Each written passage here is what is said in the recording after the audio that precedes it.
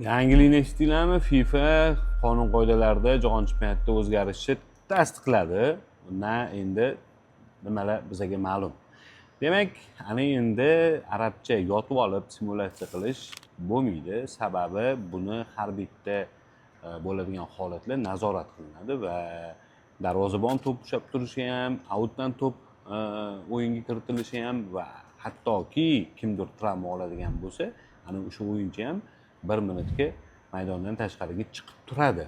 Bu futbolni intensiv bo'lishi uchun qilinayotgandek tuyulyapti, lekin aslida baribir ikkinchi taraf bor va ya'ni qarama-qarshi taraf. Futbol yana sekinlashishi mumkin, futbol vaqti cho'zilishi mumkin, qo'shimcha daqiqalar bunga asoslanib ko'p qo'shib berilishi mumkin.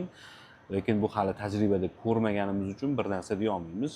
Lekin qisman tajribada ba'zi bir narsalar qo'llanildi va buni orqasidan hozirgi aytib o'tgan masalalar ko'rinib qolgan. Endi futbol bitta joyda turmaydi, o'zini o'sha chegaralarini belgilab boryapti. Ko'ramiz, 48 ta jamoani o'zi jahon chempionati uchun juda katta yengillik edi va bu bo'ldi. Mana biz endi ko'ramiz buni.